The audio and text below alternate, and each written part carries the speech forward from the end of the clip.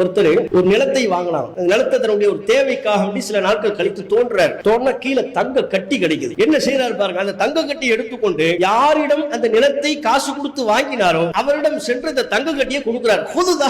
இந்த அப்படி உன்னுடைய தங்கம் என்னுடைய தேவைக்காக தோண்டும் போது கீழே தங்கம் இருந்தது, தங்க கட்டி இருந்தது, அதை நீ தெரியாம தந்துட்டீங்க போல, இந்தாங்க அந்த தங்க கட்டி உங்களுக்கு தான், நீங்களே வச்சுக்கோங்க அவர்கிட்ட கொடுக்குறார். ஒரு நிலம் நம்மளே வாங்குறோம், ஒரு நிலத்தை வாங்குறோம், கீழே தங்க கட்டி எல்லாம் விட்டுருங்க, ஒரு 10,000 ரூபாய் நோட்டு கட்டி கீழே இருக்கு, ஏதோ 10,000க்கு மதிப்புள்ள ஏதோ ஒரு பழைய நாணயமா இருக்குன்னு வைங்க, நம்மளே நமக்கு ஒரு காரணம் சொல்லுவோம். இதெல்லாம் ஆரம்பத்திலேயே செக் பண்ணிருக்கணும்ல, செக் பண்ணாம நமக்கு எதுக்கு வித்தான், அப்ப நமக்கு தானே அது, கீழே என்ன கிடைச்சாலும் நமக்கு தான், நம்ம முடிவு பண்ணிடுவோம் வைங்களேன். அவர் என்ன நினைக்கிறாரு, நம்ம நிலத்தை தானே காசு கொடுத்து வாங்கணும், இந்த தங்கத்துக்கு காசு கொடுக்கலையே, அப்ப இந்த தங்கம் நமக்கு ஹலால் அல்ல, இதை எடுத்து கொண்டு போய் அவர்கிட்ட கொடுக்கிறார். ஹுதுதஹப, பிடி உன்னுடைய தங்கத்தை, இன்னமஸ்தரைத்துல் அர்த், நான் உன்னிடம் வாங்கியது வெறும் நிலத்தை தான், தங்கத்தை அல்ல அப்படின்னு தங்கத்தை கொடுத்துறாரு. இப்படி நம்மளை தேடி வந்தா நம்ம என்ன செய்வோம், அதை வாங்கி கையில ஒரு 100 ரூபாய் கொடுத்து உன்ன மாதிரி எல்லாரும் இருக்கணும் இருந்தா ஊரு செழிப்பா இருக்கும். ஆனா அவர் என்ன தெரியுமா செஞ்சாரு, தங்கத்தை வாங்க மறுக்கிறார்.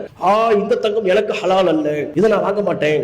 ஏன், இன்னமா பிஅத்துக்கல் அர்த வமா ஃபீஹா, நான் எப்போது உன்னிடம் நிலத்தை விற்றேனோ அப்போதே நிலத்தின் கீழே உள்ளதையும் உன்னிடம் விட்டு விட்டேன். நிலத்து கீழே ஒரு கல் இருந்தா என்கிட்ட கொண்டு வருவியா, அவர் கேட்கிறார். அவர் லாஜிக்க பாருங்க, நிலத்தை நான் வித்துட்டேன், நிலத்து கீழே ஒரு கல் கிடைக்குது, அது எனக்குரியதா, அது உமக்குரியது.